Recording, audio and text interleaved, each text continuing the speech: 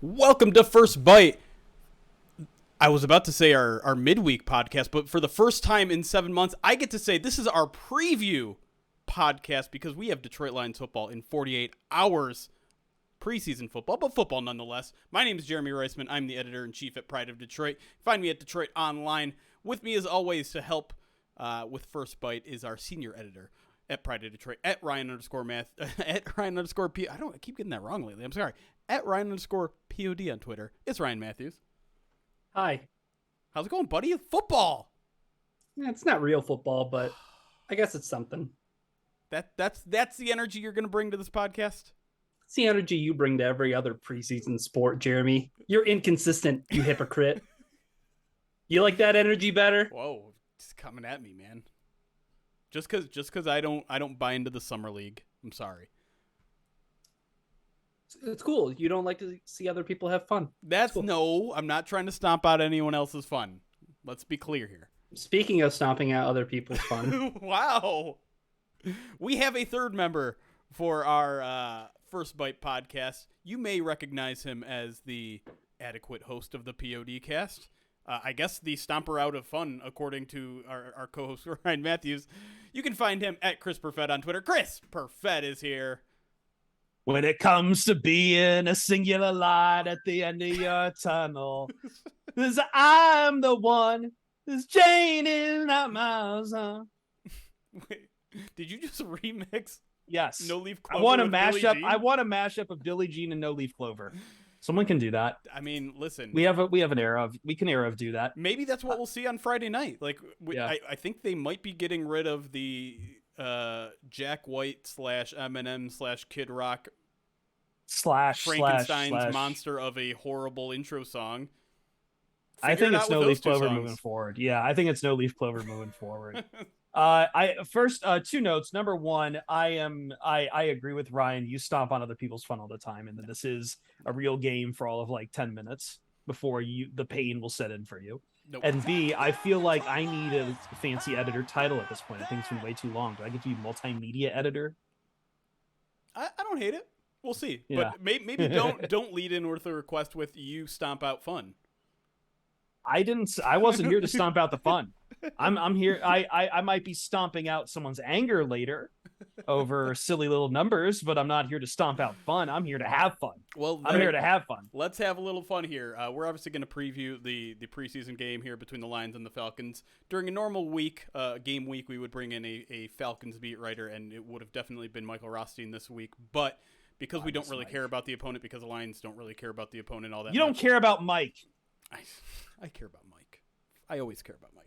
So we're gonna focus things mostly on the Detroit Lions and just kind of focus on what we want to see, because there isn't obviously any real strategic matchups happening here. So let's start with the offense. In the first segment we'll tackle the offense. Second segment we'll go defense. So I'll kick it to you, Ryan, first. Just the biggest thing on offense you want to see on Friday night.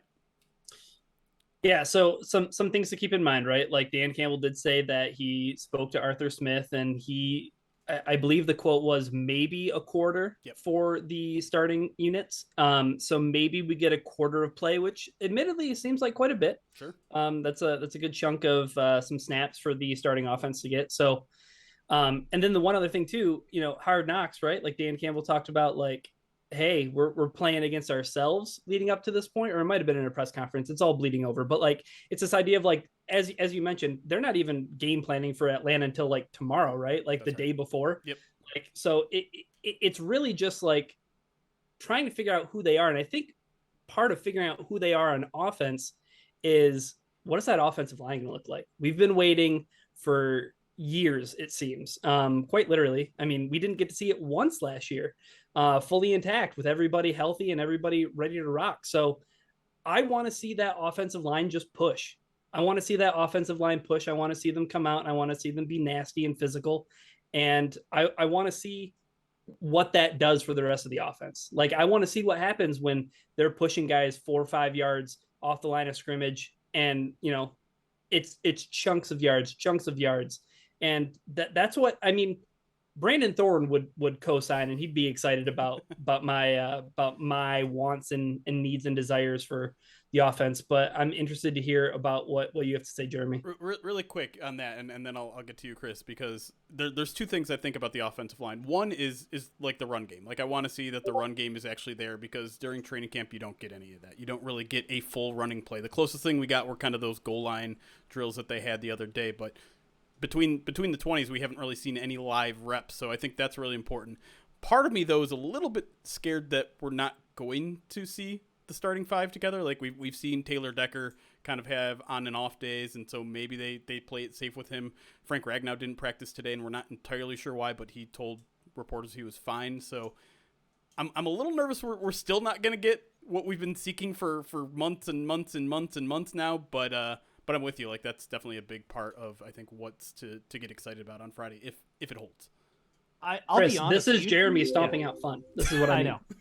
Well, I might stomp out a little bit of fun here. Is that I will be shocked if the starters play a full quarter. Utterly shocked if it's not just two. I mean, maybe Dan runs a little different than most coaches, but I would give I would set the over under at 1.5 drives. Yeah. 1.5 series for the offense. And even then, that might be that 1.5. That even then, that might be high. I might have to go one straight. But you got to remember, it's different now, though. It's only 3 games. It is, but at the same time, I also know from that I think coaching staffs have all kind of identified it as they like, especially where the offense is concerned, they like the joint practices better because they can control the whistle at joint practice, and I think that's going to be a lot more important than handing it over to officials who are still getting used to the season as well. When it comes to the offensive line, I'm actually more curious about the depth on the offensive line. If it's going to be anything, I'd rather see what we've got in Obina Eze, Logan Stenberg. There's several positions here where there's guys trying to make depth. And look, I think the starting five will be the whole season, but if there are injury concerns, you want to know you've got someone lined up ready to go right behind them. But my main concern, I think, if I'm looking anywhere on the offense, is just I want to see. And again, this is going to be probably hampered about how long the offense is out there. But I want to see more of DJ Shark. I've heard good things about him from camp in the scrimmage game, and I want to see him out there against a live defense. While Atlanta's got what passes for their first string defense on the field at some point, I want to see what the Lions have with Shark. We know what Amon-Ra St. Brown's is. J-Mo is going to be playing. We've seen Khalif Raymond. It's Shark's time to show us what he's got. Yeah, I think that's also a really good answer, because I mean, he's been dominating the last 2 weeks of training camp, and really so is Josh Reynolds. And it's gotten to a point where I think people are like, is this just the Lions' bad secondary? This is always the problem, right? With training camp. It's like you're in a shallow pond playing yourself. Right. And to do the Dan Campbells, you got to get out of the shallows and go into the deep end, into the abyss. Not that the Falcons are really much of an abyss. It's more like a shallow coral reef or something. Yeah, it's the kiddie pool of the NFL. But yeah, I mean, just being able to prove it against other competition, I think would go a long ways in building confidence that this isn't just the Lions beating up on a sketchy secondary in Detroit. If they can do it against another team in live reps, that's going to go a long ways. And I think that also plays into Jared Goff, right? Or Jared Goff has been getting rave reviews out of training camp, and rightfully so. I've seen it with my own eyes. The guy does not look like anything close to where he was at this point last year. And so training camp is training camp. Can you do it in live reps? Can you do it against another team? Can you do it with pressure? Can you do it while you're potentially going to get hit? Because that's the one thing that I still come back and concern myself with a little bit is, can Jared Goff handle pressure? Because he's not a very mobile guy. We saw what happened last year when he tried to be a mobile guy. And if you look at his stats under pressure, they're one of the worst in the league. And so it's always been his Achilles heel, right? It's always been his Achilles heel. When he starts to feel pressure, when he doesn't have the protection, he starts to make mistakes. Yep. He's not always throwing it. His panic move isn't to really throw it just blindly into coverage. Like, say, maybe that was Stafford's panic move, but Goff, we've seen him when he gets sacked, he goes back and he tries to extend a play, and he doesn't have the tools to extend a play. He trusts himself a little bit too much to try to keep a play alive when he's getting pressured. So it's the one thing that will derail Goff. Again, Goff is nice when things are going his way, but in the NFL, nothing goes your way. Let's push a little bit further down the depth chart because I feel like we covered the starters pretty well there. Do we care about the backup quarterback position? I kind of do. I'm kind of rooting for Tim Boyle at this point. Why Tim Boyle? I think that the argument for Blau has always been he understands the system better, that he's the clipboard guy a little bit more. I would rather have that same mentality with someone who also has a unrefined arm. Yeah.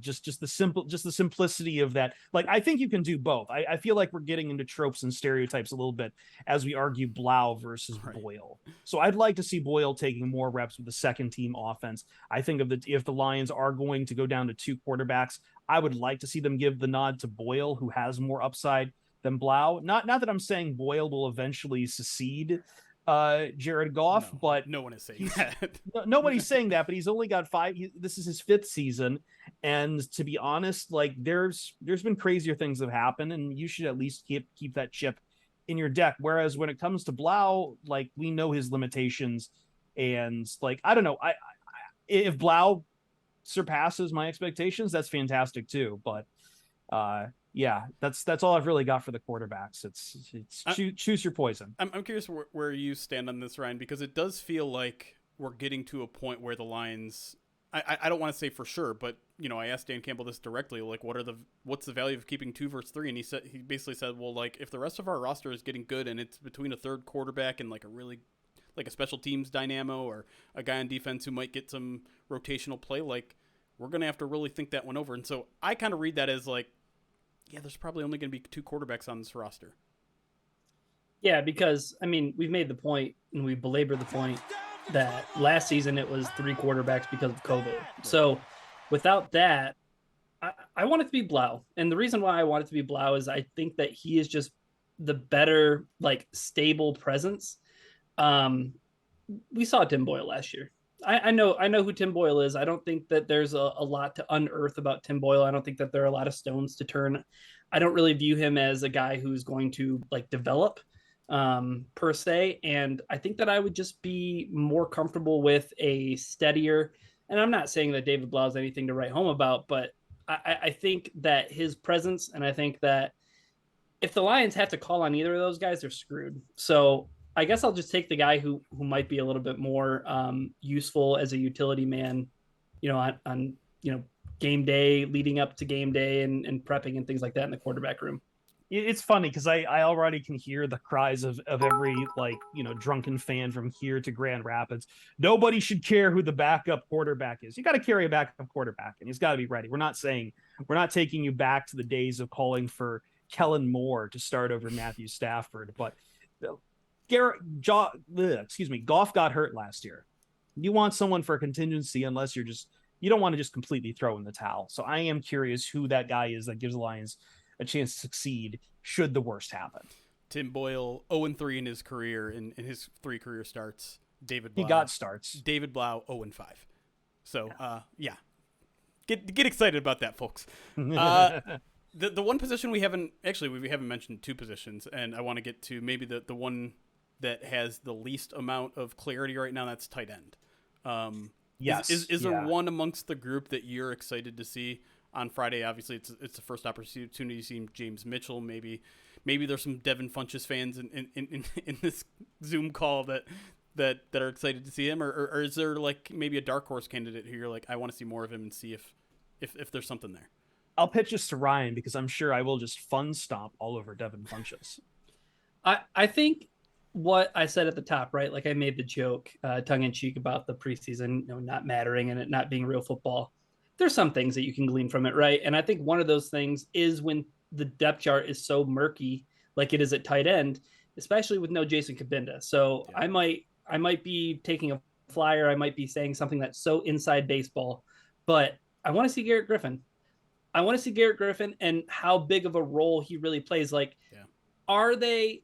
Because here's the thing. It's nice to have Jason Kabinda insurance, but you don't need it, right? Like, I feel like that can just be phased out of an offense. Like, I don't think that they need somebody like Kabinda if they don't have Kabinda, right? So it's one of those things where if they are unsure of, Kabinda's health moving forward, if Garrett Griffin's getting a lot of snaps, he's getting a lot of, plays as that back, maybe even, flexing out and, stacking up next to a tight end like TJ Hawkinson. I'm intrigued by that. I'm intrigued by Garrett Griffin and obviously James Mitchell. So I think that's the obvious answer. But I think how many snaps Griffin gets will be kind of telling about where he sits. I'm curious about Shane Zylstra, just because I know when Dan Campbell, who was, if people don't remember, played tight end in college and in the NFL. One of the things when he was talking about, tight ends that they're looking for on the roster besides just passing, he mentioned Shane Zylstra as that, what was it, a jack of all trades, Jeremy? Yeah, he kind of had two-way he could do both. Yeah. And that's not something I think any of us had really thought of Zane Zylstra. I'm going to do that. I love Shane that Zylstra. I want to start calling him. This Zane. is it's the middle of the day here. I'm hot. I feel like back when we started Pride of Detroit podcast, where I was calling him Nick Swanson instead of Travis Swanson. I am excited. I am interested to see who Shane Zylstra is, because that's some high praise coming from, again, a former tight end. Yeah. And next to Brock Wright, who I know is very good at blocking, next to TJ Hawkinson, who I know can go and make some passes, and James Mitchell is probably a pass catcher as well. I'm curious who Zylstra is. I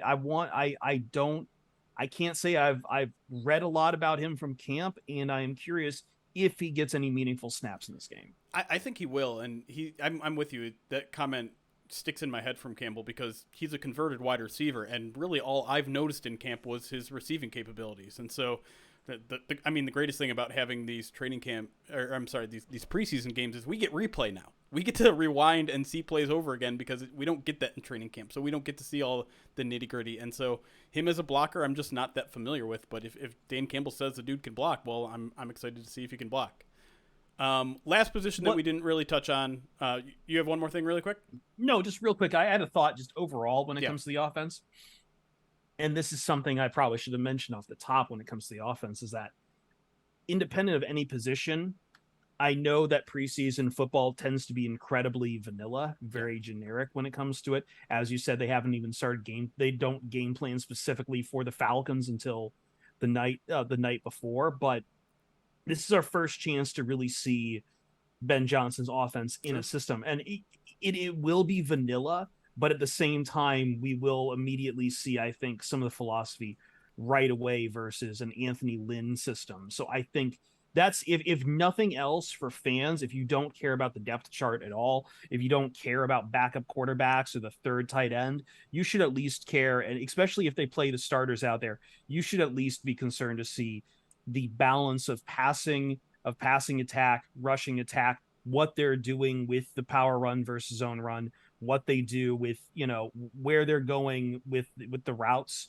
So I'm curious to see what this offense under Ben Johnson, now that he's had a full offseason to cook it up, is going to look like. And maybe most importantly, or at least the storyline that has plagued the offseason, which Dan Campbell refuses to answer, is play calling, right? If I'm not mistaken, Ben Johnson is going to be doing the play calling in the preseason, but it feels like it's probably going to be a trial run. So I think what really to pay attention to when it comes to play calling is those situational downs, the third and shorts, the third and longs, the fourth downs, the things like that. See how he does as a play caller there. Might be kind of interesting as kind of a subplot.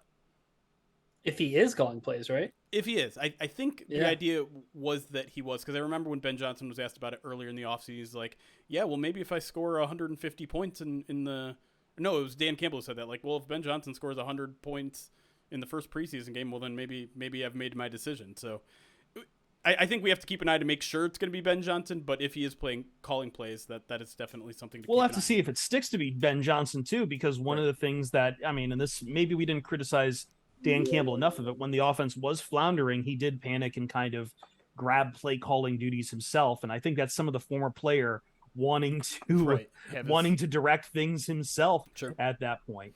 It was the right decision, but if he has to do it again at some point, if the offense is struggling again, it's not going to happen in the preseason, but it would be a sign of concern for me.